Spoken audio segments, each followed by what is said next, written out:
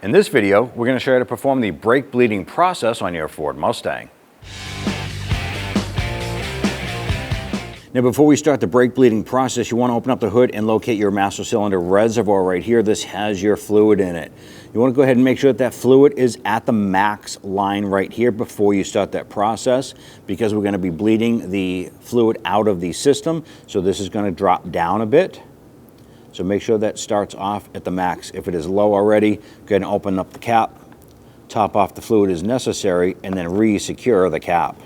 Now at the right rear wheel of the vehicle, we have the wheel off, and here's your bleeder screw right here. Now we have someone inside the vehicle. They're gonna pump up the brakes for us, and they're gonna hold the brake pedal, and then we're gonna open up the bleeder screw. And we wanna watch for any type of spitting or air bubbles coming out of this.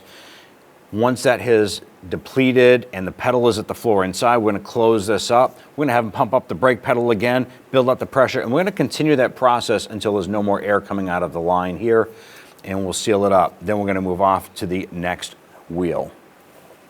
All right, inside the vehicle, go ahead and pump up the brake pedal. Holding. All right, so the driver has told me that he's holding the pressure on the wheel. Here, we're gonna use an 11mm open-end wrench. I'm gonna go ahead and loosen this. Now, as we loosen this here, we have a set of towels. You can have a catch can, but we should see some fluid coming out of this.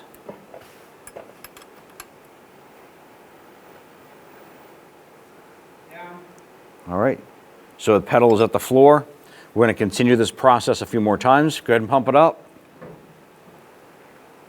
Now we have a good steady stream of fluid coming out of this here with no air bubbles. So you want to continue that process until you get that solid stream like so. Go ahead and pump it up.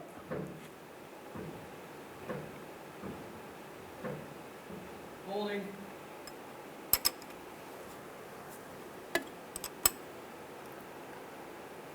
Down. Okay, go ahead and snug that back down. We're going to spray this with some solvent, wipe it down, and we're going to move to our next wheel.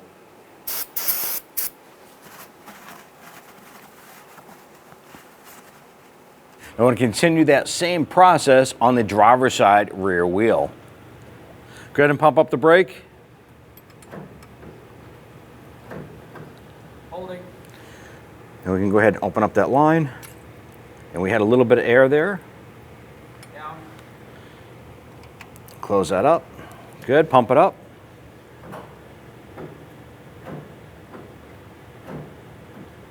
Holding.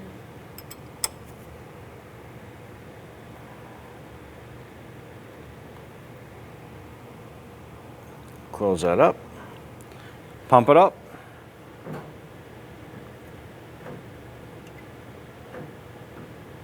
Holding.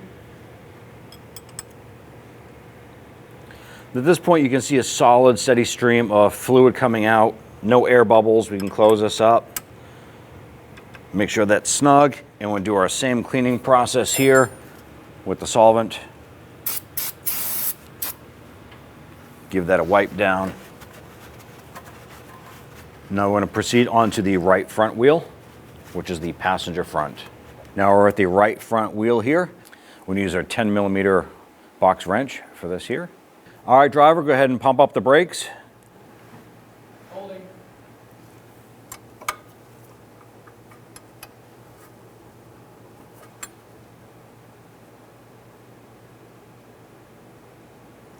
Down.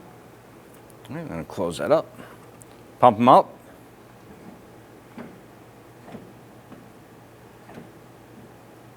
Holding. Now while the driver is doing this, he should be building up pressure, and that brake pedal should feel pretty firm and high.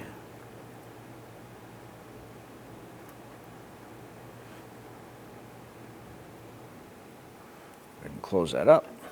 And one more time.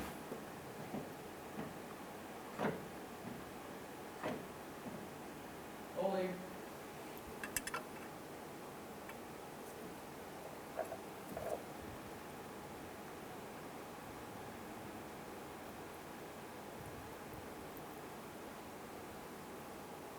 All right, snug that down. And go ahead and spray it down.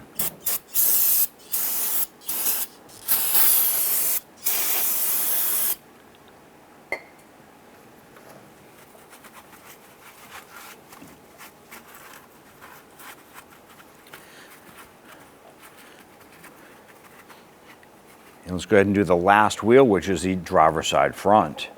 On our driver's side front wheel, we're ready to go ahead and perform this here. All right, driver, go ahead and pump up the brakes, please. Holding.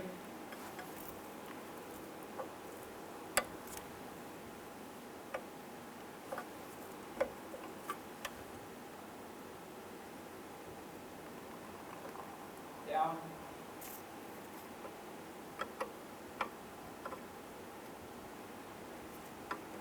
Okay, pump them up.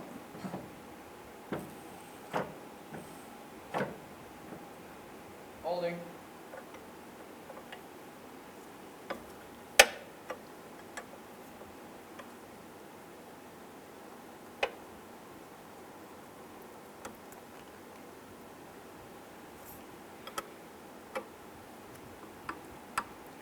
And one more time.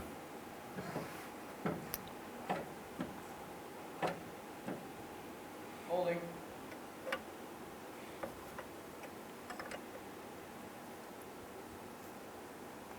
There's no more air bubbles coming out. Steady stream of fluid. Go ahead and close this down. Snug that down gently. And clean that down.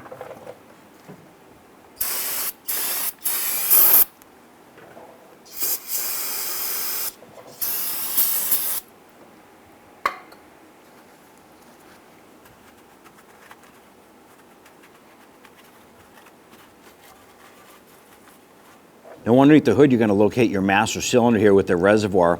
And here is the max line that we had shown before. We want to go ahead and open up this cap. Make sure that the center of the rubber boot here is depressed all the way in. And now we're going to add the appropriate brake fluid. We're going to add this here until it fills up to that max line.